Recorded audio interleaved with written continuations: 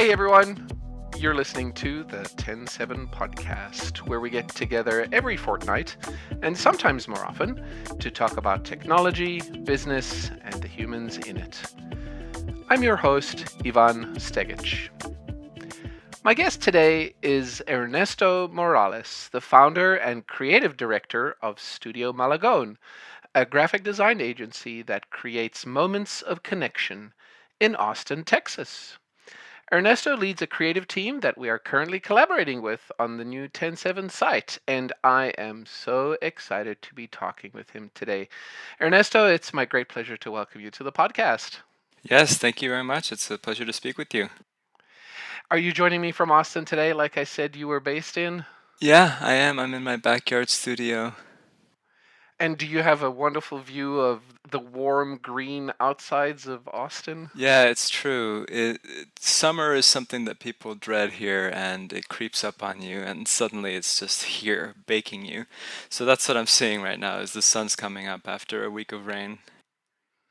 And it's May, so I imagine it's going to get much hotter here pretty soon. Yeah, it's a bit of reverse of cold weather places like Minneapolis, where summer is the dreaded season. Yeah, isn't that right? Yeah, so you didn't grow up in Austin, did you? Where did you grow up? So I grew up in Houston, just a stone's throw away, actually on a street called Skipping Stone Lane. My parents, my parents are from Mexico City, and they moved to Houston right before I was born, and raised me and my sister Sylvia there. And we were still very well connected with Mexico. They have a lot of extended family that we would go visit once or twice every year growing up. And so we grew up in the suburbs of Houston, an area that's like very international, in Jersey Village High School in Northwest Houston, and we're still so connected to our Mexican family and roots there. So a little bit of a multicultural upbringing. And you mentioned that you went to high school there. What era was that? When did you go to high school, and what did it look like around culturally and from a pop culture perspective for you? Yeah, it's funny. I think just immediately of technology, right? Like the way that I was communicating with friends was always on AOL Instant Messenger, and it was, sneaking access to the family computer and eventually taking over the family computer for my just friend conversations. So, I grew up with a lot of creative introverts, and chat was our way of talking, and uh, we were kind of an alternative rock kind of crowd. I was in an alternative rock band as a drummer. Oh, you were? Yeah, yeah, I Let's hear was. about that. What was the name of the band? Long, long ago, it was called The Shrieks. Um, and from what I remember, our lead singer, lead writer, Nick Norris, was interested in finding something that was SEO friendly in a way. Like the Shrieks is just like a thing that is memorable as like a band name. In the very early days of searching for things on Google, I think he was very advanced. We were following a lot of the garage rock movements of the time, and he was really a genius songwriter, and kind of all of the people in the band were more adept at musicianship than I was. I was just there to kind of beat on the drums and never really leveled up my skills, but I was just having fun with the band. And Did you want to be a musician when you grew up, or was it kind of design early on? it was design early on. When we were graduating from high school, I threw a final summer party at our house, and I did this very nerdy thing of having a sort of guest book where people could write their names as well as their future careers that they had in mind. We were all going on different paths, right? And I think I still have that thing somewhere. I wrote graphic designer. I had run into this book at a bookstore that really made me fall in love with design and made it all click for me. It was called The Cheese Monkeys by Chip Kidd, and Chip Kidd is a graphic designer, and this book was about a graphic designer going to graphic design school. So it was very specific, but also the book itself, the experience of being in bookstores was where I fell in love with just the intimate connections, these moments of connection that you mentioned at the top, and how design can create those and create this very personal experience of something that you hold in your hand or you interact with, a lens through which you see the world. And so I was very attracted to that energy, that power, and in just exploring where my creativity could lead in that direction. What year was that? It was in 2004 that I graduated high school, and I graduated college in 2008. There was a lot of a sort of feels like bygone traditional graphic design where there was like a common canon of traditional graphic designers. Paul Rand was at the top, and there were other white men to follow, or kind of like from a European tradition, Swiss design. There was a lot of still classic standards that folks held on to, and it was the early days of web and digital design. There just weren't any real disciplines around that yet. And you couldn't even implement any of the designs really online either, right? Helvetica became a web font so much later. Like the best you could work with was Arial, and maybe Times New Roman. Exactly.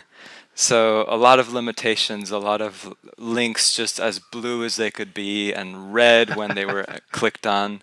So yeah, that was a very different era, and that was when I really fell in love with design through the sort of like traditional print lens. And I fell in love with the more experimental folks of the 80s and 90s, M and Co., Stefan Sagmeister, people who created not just again a book design, but like a beautiful package with a sleeve insert, and there's this deep concept, and when you open it up there's a hidden message here or there. um, there that whole just layers of meaning and concepts that just make you connect more with a thing, that was always what drew me. So after that summer party that you threw, you made your way out to Boston University. And you knew you were going to be a graphic designer at that point. I did, but I grew up with my dad being, business manager, the kind of role that is in a big corporation. He worked for HP, the kind of Mm. role that I still really could not explain to you in a sentence.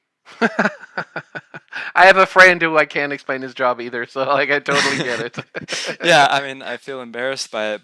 I grew up in a sort of, this kind of pressure to have a career that had more clarity around it, and graphic design, at least the folks that I was following, were more in this kind of like artistic leaning and didn't feel as much of a clear career path. So I deviated a bit, and I think that deviation helped because it wasn't that much of a deviation. I studied communications Ah. at the College of Communication at Boston University, and that was a lot of breadth. It was a lot of writing. Your first course was writing 50 profiles of famous people in 100 words each. We would do script writing and PR writing, and then we would do other projects like advertising and video production.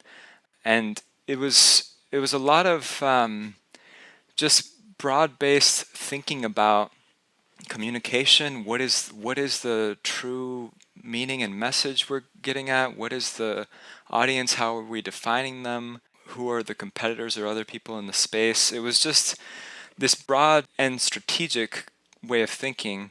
Then I came and applied to graphic design. I took an elective that was graphic design in a different school, and then I took a few advertising courses where I tried to hone my design skills. I was interested in that part, but it was not like a design curriculum that I took. I ended up just amassing a portfolio of enough design things that I then took into some internships that I then grew into the next internship. And so my career was just really slowly pieced together through a lot of just doing the extra work to try to oomph my design without having like a formal design instructor to tell me these are the standards you should follow. How amazing that your communications career would become so fundamental to the work you do today. There are times when I um, didn't want to bring that up because I didn't want to bring up that I was self-taught in graphic design because that could look like I had something missing. And now, just looking back, I realize like the breadth has really helped. Yeah. So what was your first design role then out of college, and how did you land it? Yeah, out of college, so I had done in college a few internships and had a little bit of a working resume and a little bit of a working portfolio. And I had this friend, Ava Roski, who worked for the Institute of Contemporary Art in Boston, which was then, around 2008, was like a relatively new building, very big landmark, new architecture, and they had a big landmark new brand to go with it. So she introduced me to the designer who had the ICA on retainer, and his name was Jose Nieto, based in Salem, Massachusetts. And I went up there on the commuter rail with my little portfolio, and I very shyly presented my work. And he was very detail oriented. I remember him commenting on certain things that he would have done differently or was suggesting that I could learn from. And I came back from that just thinking, oh boy, I got a lot of work to do.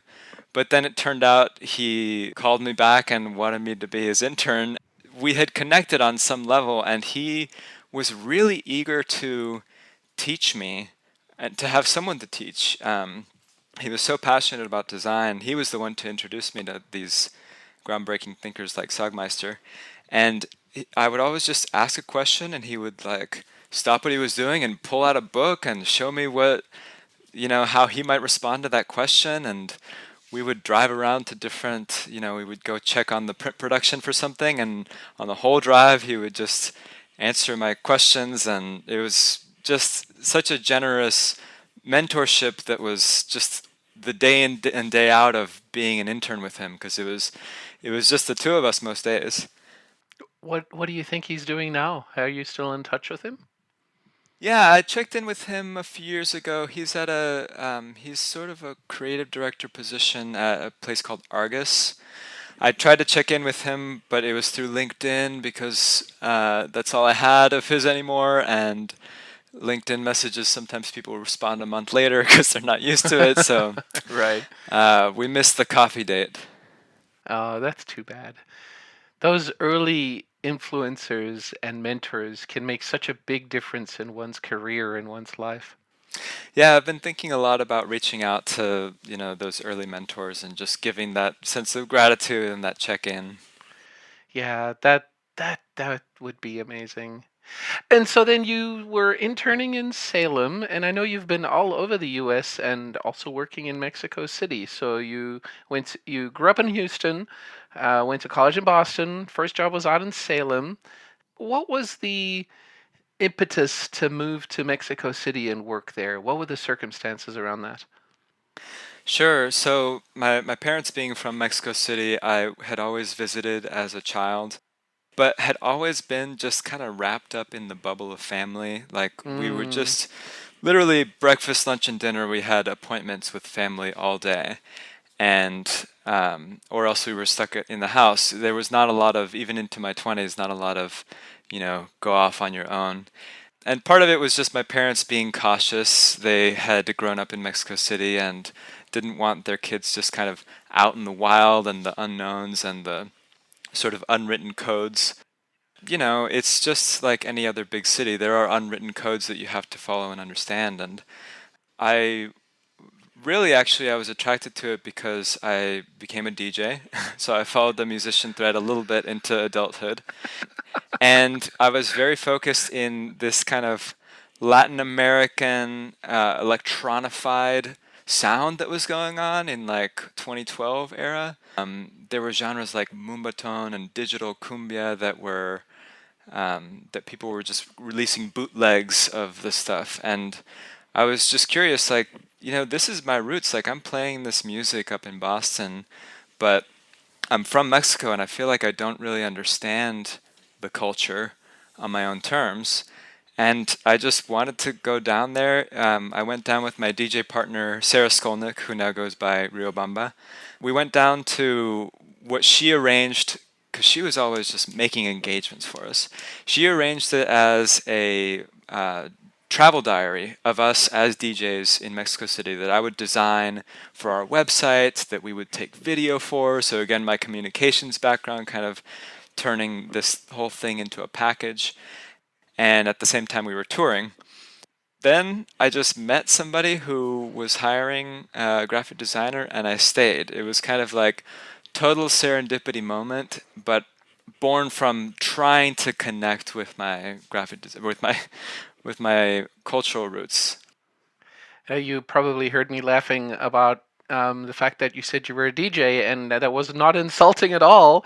Mostly because your middle name is David, and your initials are EDM, and I think that's just another genre of music that's electronic that you could be DJing, and so I thought that the connection there was quite amusing and funny. Yeah, it's true. I've owned that in different times too. So yeah, EDM is I sign off my emails now as EDM. How have the different cities you've lived in influenced the way that you design and the way that you think about the creative process? So, I mean, I've been lucky to just be in communities that are very entrepreneurial and self-starting. I graduated in 2008 in Boston, where the recession was hitting, and I wanted to work at small design studios, but the opportunities just weren't there. I was working at Square Zero in Salem for a little bit, but then that dried up, and I decided, let me move closer to home. A lot of my Houston friends have migrated to Austin. Let me go see what's going on in Austin. And Austin had a lot of dry opportunities as well. I was kind of just piecing together this freelance career. But at the same time, in the many places that I've been, I have just been, again, lucky to meet people who are self-starters and entrepreneurial. And in more recent years, when I was in Mexico City, I was amazed by how many people that I would meet were running multiple different endeavors with multiple different creative partners, and they had like very established brands and websites for just the event series that they were doing, or the music series, or the design studio. They just so many different people kind of just making their business and their simple marketing materials to put their name out there. So when I was in Mexico City was really the inspiration to think this could really be my studio. I've been freelancing now on and off, trying to just piece together the gaps in my education, trying to piece together my income. But what if I sort of leveled up and treated this as a studio and took on that whole name? And so Studio Malagón was born in Mexico City, is what I think you're saying. It was, yeah, and originally actually Malagon was my DJ name. I see. So DJ Rio Bamba and DJ Malagón. Yeah, and we were together as a duo. We were pajaritos, which means little birds. But Malagon and Riobamba, actually both of those are place names, but we kind of found them through our own channels. And Malagon was something that it was this story that's very connected to my parents being cautious about me exploring Mexico City on my own. I was going to meet a friend of mine who also was half Mexican and living in Mexico at the time. I was going to go meet her, broad daylight, afternoon, the center of downtown. My mom was telling me, be cautious about what kind of cab you get into, be cautious about this and that. And so, mid 20s, like completely uncautious, I would just walk into the first cab that I see, and the driver is, I don't know, 18 maybe, and the ID on the window was like clearly someone else, clearly like a father or an uncle, someone in their 50s, 60s, very faded ID. And yet the ID had the name Malagon on it. And so, we were just going. I got off and met my friend Samantha Catan and just kind of went on with my day. But that stuck with me because I was struck by this idea of this person holding on to this other person's identity.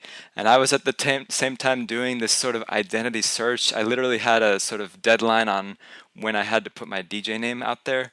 But I was just trying to figure out like my life and career. That concept of sort of flexing a new identity and like putting on a persona was something that resonated with me then as a DJ. And then I sort of thought, well, there's DJ Malagon. Why can't my design practice be Studio Malagón? Now I have this channel that's just our sort of playlists called Radio Malagon. And it just feels like this extension of that identity that was kind of borrowed, and then I took it on. Wow, what a cool origin story. One of the only things I know about Mexico City is that the Frida Kahlo Museum is there. And is that close to where you were by any chance? Did you spend any time at that museum? No, it's funny. The Frida Kahlo Museum.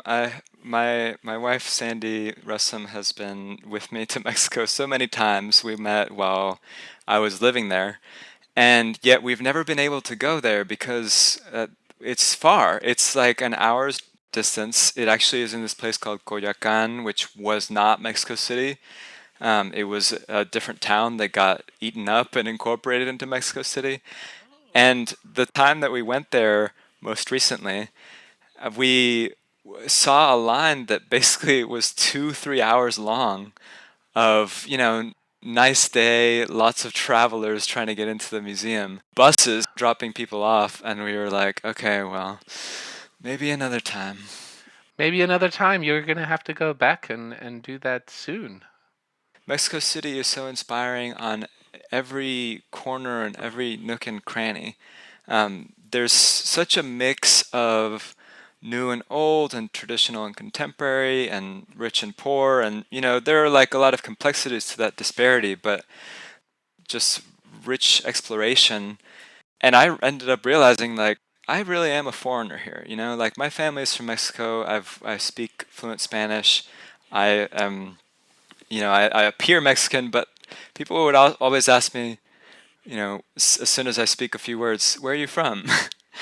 And I just couldn't quite blend in. But I think that as an outsider, I just got such a rich experience of trying to piece together, this idea of like, what is like the ghost of me that would have grown up here if not for that one job opportunity that my dad had. And Wow. I was staying in the house where eventually 5 generations of my family set foot in, and just kind of making a new life for myself there and understanding what what is my relationship to the city and this culture. And literally I would just, if I had to go somewhere, I would plan to walk as much as possible from A to point B and just go down streets I hadn't gone down to. And I just took out my phone and photographed so many little details and used Instagram for the first time and found this whole community of people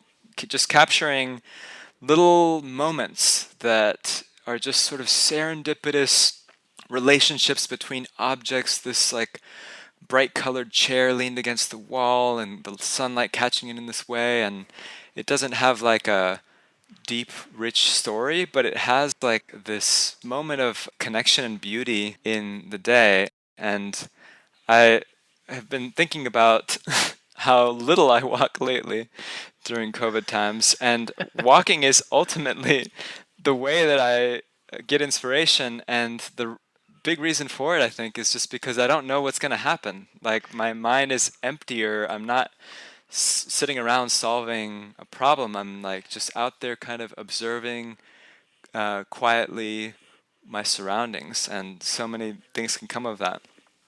And how poetic that the name and the genesis of your studio is in the same place where generations of your family have been. That's a beautiful connection between like the beginning of your studio and your past. Yeah, it's really nice that my family has been my family really made a very intentional effort to keep us connected with our extended family in Mexico, and they wanted to stay connected too, of course, but just taking us there and making sure that we always had FaceTime, like I mentioned, breakfast, lunch, and dinner meetings with folks in our family to connect with them once a year, every 2 years, and just feel like that was an important side of our life. Do you think you had a mission when you first started the studio? And if you did, how does it compare to what your mission is now? When I first started, I was lucky to be really right away introduced to the kinds of industries that I'm still attracted to, which were art, culture, and media. My first internship at Square Zero, I was working with the ICA in Boston. We worked with mass art and we worked with the contemporary theater. We worked with the American Repertory Theater based in Cambridge. And so we were doing cover design for theatrical productions. We were doing promotional brochures for art exhibitions. And to a degree, that was just my early understanding of what my mission was that I wanted to work for people who produced art and culture and media. And that has stuck as a thread. I've ventured into side projects, whether it's the DJing or other projects that are generating my own art, culture, and media, and then designing that. And that's just the area that I feel most richly connected to is we have now kind of landed on this working tagline of design for the delight of discovery and trying to create the designs that are going to introduce people or be that first cover image or that first introductory design that people see when they're engaging with this piece of media, this piece of art, entering this experience. And so that is something that I always want to lean into is just working with people who now the vision is coming together. I literally woke up at 5 a.m. this morning, couldn't sleep with, the sort of positioning statement for the studio that is kind of coming into place. And that positioning statement is like pretty well linked to my early ideas of working in art and culture and media. We do visual design for ideas, stories, and experiences, not products. That's the working idea that I have never wanted to work for products or emphasizing product benefits. I've always wanted to work with people who are putting big ideas out there, who are working in publishing, generating podcasts, and creating the whole designed experience around what media they're creating. That's a great segue into talking about how we've been working together and the work that we've been doing since the beginning of the year on the new TEN7 website. I think you and your team, your whole team, has brought an incredible amount of insight and knowledge and experience to working together. And I'm really excited to start to share with the world what we're actually doing. And I'm really looking forward to the next phase of the work that we've been doing together. What what I wanted to ask about was your process and your process with us. I struggle to say us because I don't treat you and I don't feel like you're a vendor. I feel like we're working together on this thing that we're building and this thing that we're creating. But I do realize that there is this service relationship and that you have a process and that you've used this process before. And what I'm curious about is how has your process changed? How has it been different? Where have you needed to flex in your work with the project that we are collaborating on? Yeah, I really appreciate, first of all, just the trust and the sort of like at level partnership that you treat my studio with. It is ultimately the big key to us collaborating so well is just that we're partners in this, and that feels like it just opens up a lot of trust. My senior designer, Melissa Breimer, we have been working on a handful of brand and website packages, and we have honed a sort of basic process around it. The process is generally kind of an industry standard, but the part that I love about working with TEN7 is that you have this comfort in opening up under the hood and seeing the sort of inner workings of our design directions and the early drafts. I remember when I first was giving my art direction to Melissa, which is just a screen recording video of me talking through, here's a bunch of inspiration, here's a bunch of tactical tools that we can look at in this mood board, here's a bunch of type and color thoughts, and I offered to record that for you as well. You were excited for that, and that, I think, just is a really nice opportunity to bring you in, again, not really as a feeling of as the client, but as a team member, and to be able to get into the sort of messy design process while things are still sort of like, I'm getting this emotional reaction from this thing, not sure if it's like a thread to follow. And I think that being able to get like collaborative in a messy way and just kind of throwing ideas out there, that really brings the best creative. And I try to bring my clients to that level as well. What I appreciate about TEN7 is that you have this vision that you have been formulating into words at the same time as we were kicking off the visual design aspect of your brand and website. And that, I think, you being in the headspace of envisioning, like, that is a perfect handoff for us creating visuals around that vision. And so we try to tease that out in our clients to sort of go beyond, providing us the content and the specs for a thing. Like, dig into what is the vision, what is like the deep meaning and value that you're trying to create, that you want this audience to feel. And we really appreciate those clients who can be in those sort of blurry conversations as the vision and visuals are both coming together, because again, it just brings better creative. I agree. I think that it's hard to trust someone that is responsible for the future of your brand, right? Like, Right. you can't just hire someone and trust them immediately. There has to be some sort of connection. There has to be some trust in the relationship. There has to be, in some cases, data and evidence as well. And I'm just so glad that we've been able to collaborate the way we have. And this podcast will publish, but we still won't have launched anything publicly from a visual perspective. But boy, watch out, because something amazing is coming out soon. What has been hard? What has been difficult for the team? What has surprised you or delighted you about the project? It's really hard to come up with difficulties in this. I'm not just saying that to be overly positive. The would be difficulties is oftentimes in the design process there's just a lack of communication or a lack of clarity around what your vision really is, or how you might respond to this or that, what's sort of your underlying emotions behind things.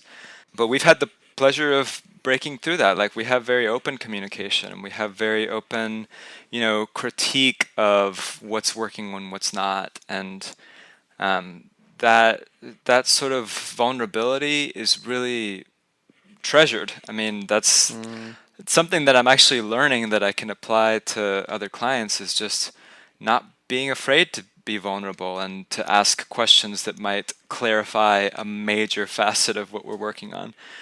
So, just having that open pathway, and bringing in your strategist, Lynn, into the wireframe reviews. And there's a lot of just the sort of open critique and open conversation that breaks through what is typically the challenge.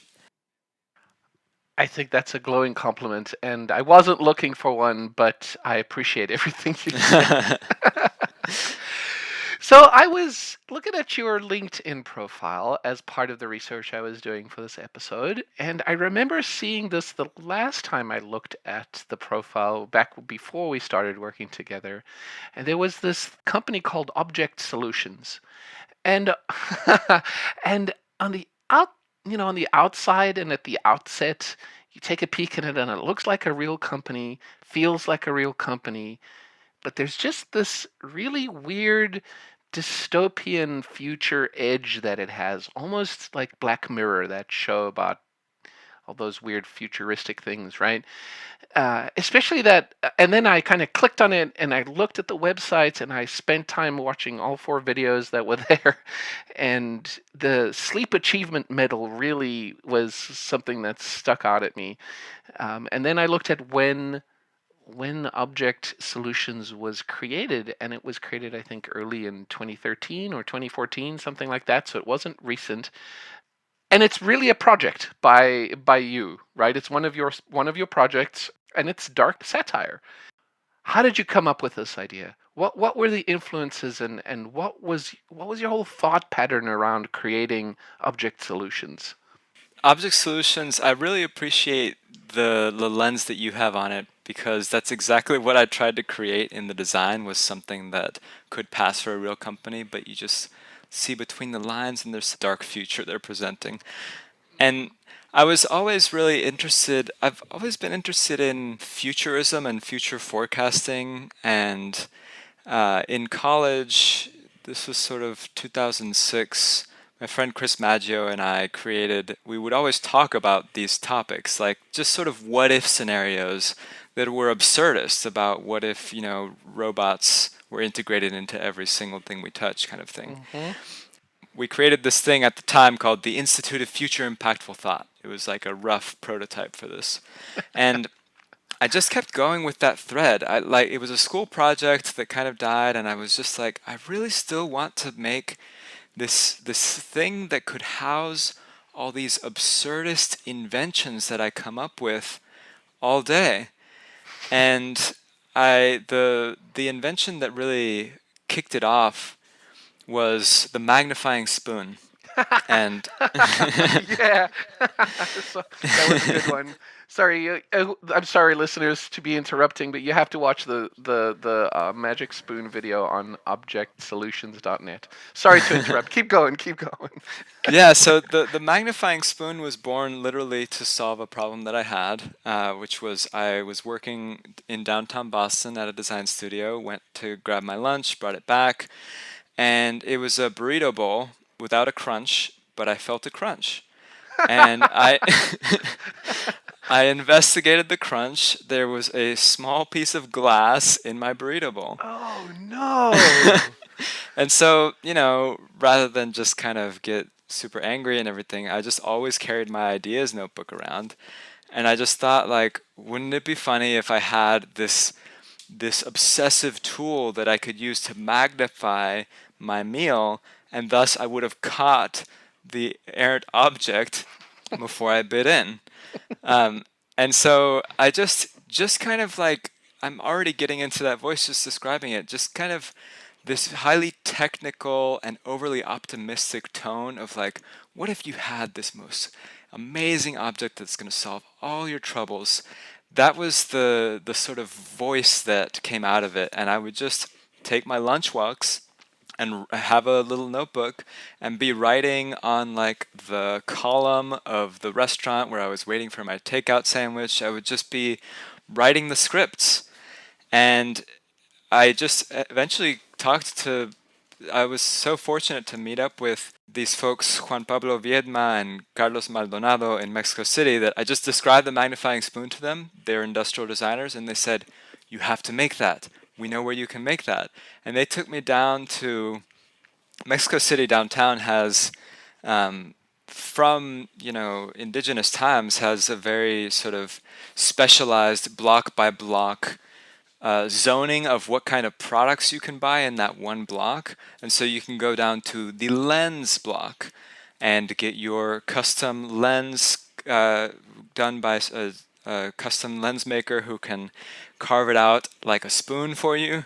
Then you walk over to the jewelry block and you can have a custom jewelry maker replicate a spoon handle that you brought and take the lens and figure out how exactly to clamp them together. And then pretty soon you have this bright gleaming object that you can use in a film production. Amazing. So I went to New York with my friends Chris Maggio and John Wilson, and we were lucky to be there, very enmeshed in the film network there. And so we had a green screen space. Their friend Brad rented us, and we just created this stark, dramatic product demo video around the magnifying spoon, around the full body moist towel. There was one called the ergonomic pants, which didn't make it to light. And they sort of let me drive the creative direction, even though I had never done this before. I was kind of trying to partner with them on the vision, but they were like, well, it's your vision. What do you want? And I just pieced together this entire world.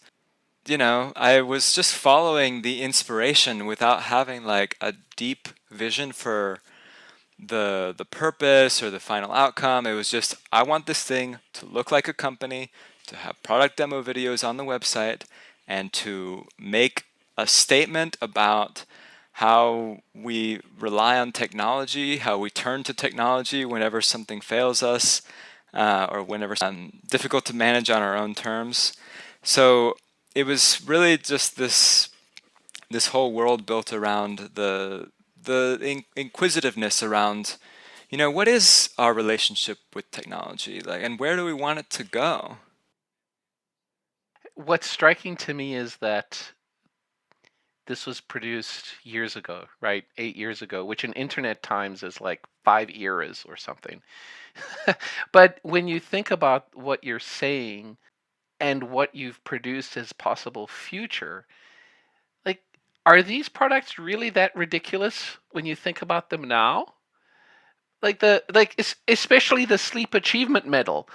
We have to talk about that because like 8 years ago, no one would be caught dead carrying something around their neck that had, a flashing amount of hours that I slept last night.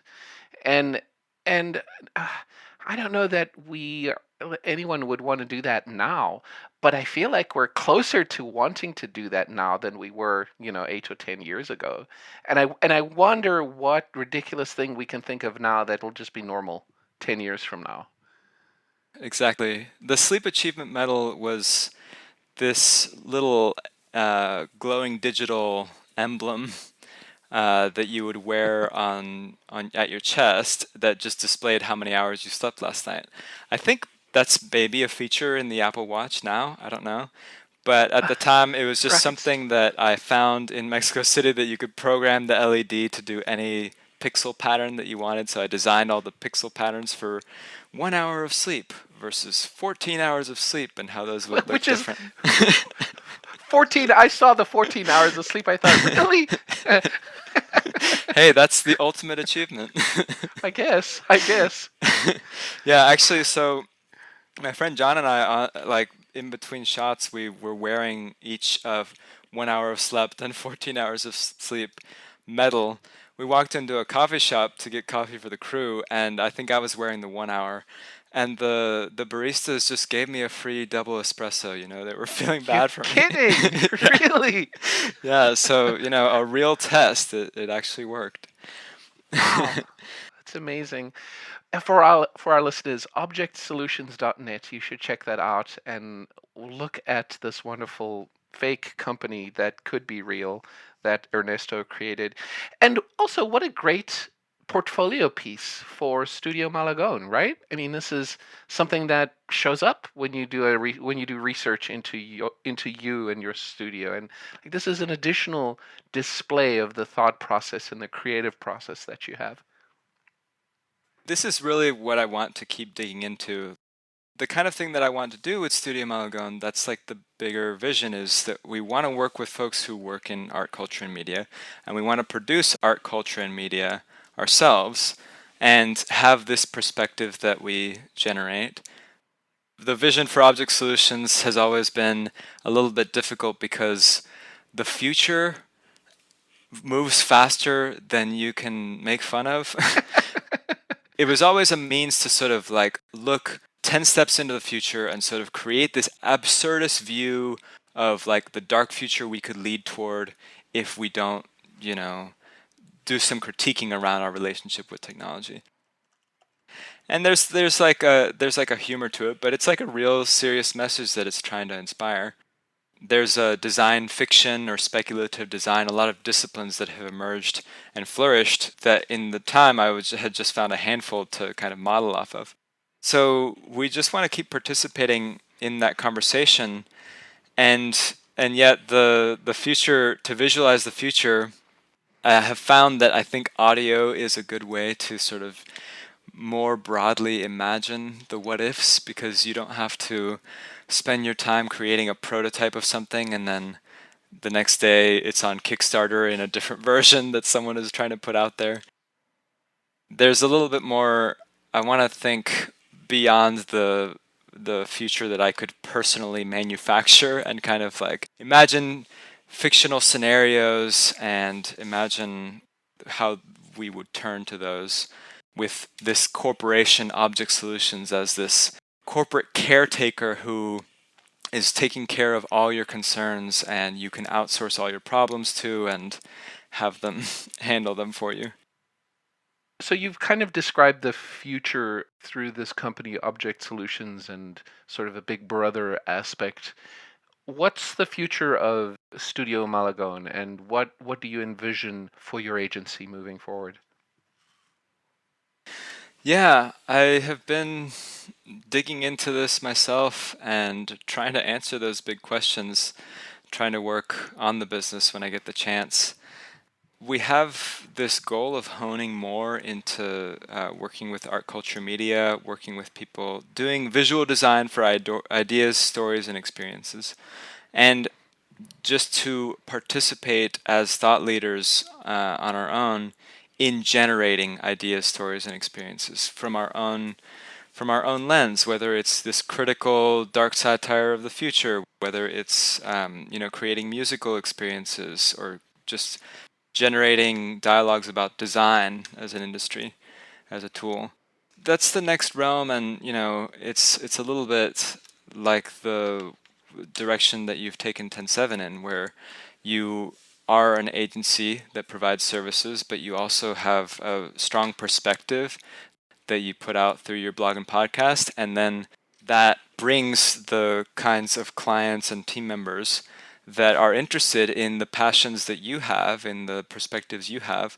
And so that's kind of like the circle we're trying to create in the coming years, is put ourselves more out as thought leaders, establish really more of a honed vision of what our perspectives are in the world of design and technology and beyond, and to have that be the way that we meet the people that we partner with. It's been glorious to speak with you and to listen to you speak, and I just have so much fun talking to you and working with you, and I'm just appreciative of the time you've spent with me today, and for sharing your thoughts on the podcast with us. Yeah, absolutely. I am so grateful for you inviting me on and for you to trust us as your partners in working on this new vision for you. I'm excited for the world to see it as well. I am excited too, and thank you very much for your time today. Yes, thank you. Ernesto Morales is the founder and creative director of Studio Malagón, a graphic design agency that creates moments of connection in Austin, Texas. You can find them online at studiomalagon.com. You've been listening to the TEN7 Podcast. Find us online at ten7.com/podcast. And if you have a second, do send us a message. We love hearing from you. Our email address is podcast@ten7.com. Until next time, This is Ivan Stegic. Thank you for listening.